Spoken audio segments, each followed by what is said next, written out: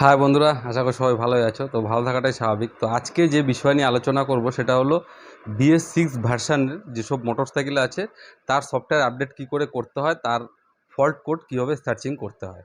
তো আজকে আমি ভিডিওটা তৈরি করেছি বাজাজ অ্যাভেঞ্জার 160cc একটা প্রবলেম নিয়ে। তো ভিডিওটা প্রচণ্ড নলেজেবল, তাই ভিডিওটা স্কিপ না করে সম্পূর্ণ ভিডিওটা দেখো। আর চ্যানেলে যদি নতুন হয়ে থাকো অবশ্যই চ্যানেলটাকে সাবস্ক্রাইব করে পাশে থাকা বেল নোটিফিকেশনটাকে অন করে দাও এরকম নলেজেবল ভিডিওর নোটিফিকেশন পাওয়ার জন্য। আর এই বিষয়ে যদি আরও বিস্তারিত কিছু জানতে হয় তাহলে কমেন্ট বক্সে গিয়ে কমেন্ট করো, অবশ্যই আমি চেষ্টা করব তোমাদের কমেন্টের রিপ্লাই দেওয়ার জন্য। আর যদি ভিডিওটা দেখে উপকৃত হও অবশ্যই একটা লাইক দিতে ভুলো না বন্ধুরা, পাশে লাইক বাটনটা আছে, একটা লাইক দিয়ে দাও।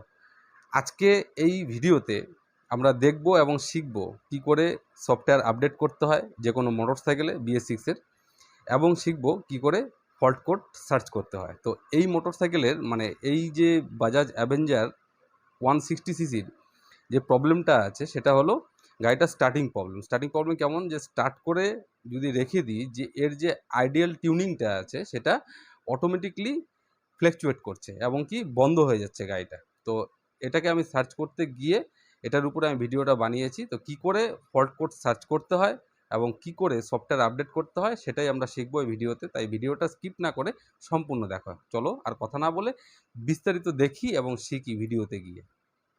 Let's go.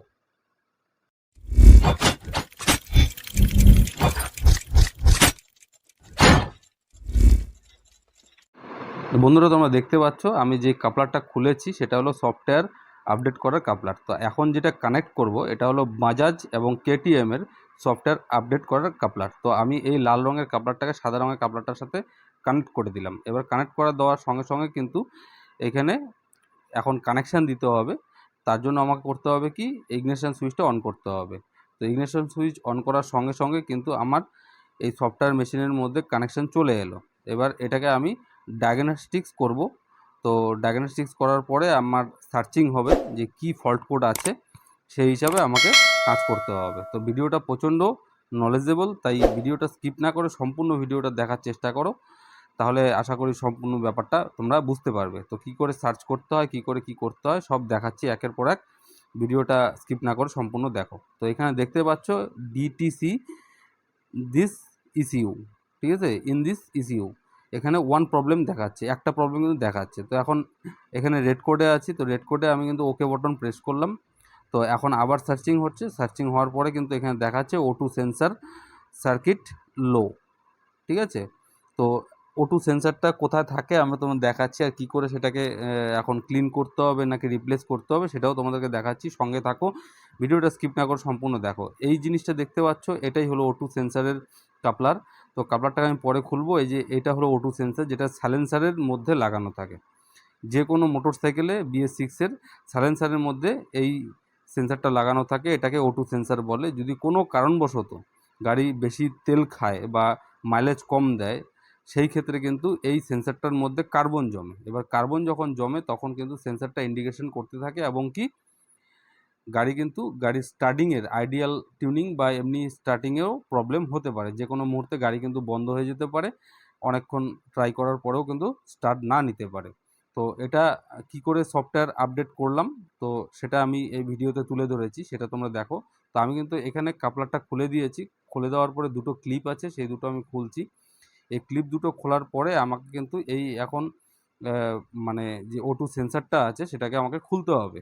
খুলে আগে আমাকে ক্লিন করে দেখতে হবে, যদি ক্লিন করে ঠিক হয়ে গেল তো হয়ে গেল, না হলে কিন্তু আমাকে চেঞ্জ করতে হবে। তো বেশিরভাগ ক্ষেত্রে কি হয়, ক্লিন করলে হয়ে যায়, কিন্তু আবার অনেক সময় দেখা যায় কি যে ক্লিন করলে হয় না, সেই ক্ষেত্রে কিন্তু সেন্সারটা কেটে যায়, তো সেটাকে চেঞ্জ করতে হয়। তো এটাকে আমি 17 নম্বর ডাল রেঞ্জ দিয়ে খুলেছি, তোমরাও তাইভাবে খুলবে। দেখতে পাচ্ছ প্রচণ্ড কার্বন জমে আছে, তো এই কারণে কিন্তু এই ফল্ট কোডটা দেখাচ্ছে, আশা করি, আমি মনে করছি তাই। তো এখন আমি এটাকে কিন্তু ক্লিন করব। তো কি দিয়ে ক্লিন করব, এটাকে কিন্তু পেট্রোল দিয়ে ক্লিন করা যাবে না, এটাকে ইনজেক্টর ক্লিনার দিয়ে ক্লিন করতে হবে। তো এখানে আমি উর্থের ইনজেক্টর ক্লিনার দিয়ে ক্লিন করছি। তোমরা চাইলে আদার্স কোম্পানির, যে কোনো কোম্পানির তোমরা ইনজেক্টর ক্লিনার ইউজ করতে পারো, যেমন WD-40 আছে, তো রিজনেবল একটা প্রাইজের মধ্যেও পেয়ে যাবে, বা সেই জিনিসটা দিয়ে তোমাদের কাজ করতেও সুবিধা হবে, সচরাচর মার্কেটে পাওয়া যায়। তো আমার উড ভালো লাগে তাই আমি উড কোম্পানির এটা দিয়ে ক্লিন করলাম। তো এখন কিন্তু আমি এটাকে অ্যাসেম্বল করছি, দেখতেই পাচ্ছ। তো তো এটা যে থ্রেডটা আছে খুব সাবধানে তোমরা থ্রেডটাকে লাগাবে, কারণ অনেক সময় কি হয় বাই মিস্টেকে থ্রেডটা কিন্তু কেটে যায় বেশি টাইট যদি হয়ে যায় সেই ক্ষেত্রে। তো টাইটটা যে দেবে এই টাইটটা কিন্তু একটা টর্কের উপরে দেবে, একটা রিজনেবল টর্কের উপরে, তো তাহলে কিন্তু এই থ্রেডটা কাটবে না। তো আমি এখানে ক্লিন করে কিন্তু এখন কাপলারটাকে লাগাচ্ছি। এখন কাপলারটাকে লাগানোর পরে কিন্তু আবার এটাকে আমি ডায়াগনস্টিক্স করব। ডায়াগনস্টিক্সে যদি ধরা পড়ে যে প্রবলেমটা দেখাচ্ছে, তাহলে কিন্তু আমাকে সেন্সারটা চেঞ্জ করতে হবে। তো চলো দেখি কি হয়। তো আমি তার আগে ক্লিপ দুটো লাগিয়ে নিই, কাপলারটা লাগিয়ে নিয়েছি। তো একটু ওয়েট করো, আমি কিন্তু এই ক্লিপগুলো লাগাচ্ছি একের পর এক।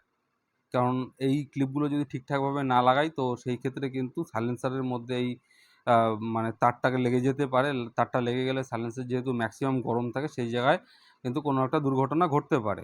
তো সুতরাং তোমরাও এইভাবেই স্মুথলি কাজগুলো করবে। তো এখানে ওটা হয়ে গেল। তা আমি কিন্তু এখন ইগনিশন সুইচ অন করলাম।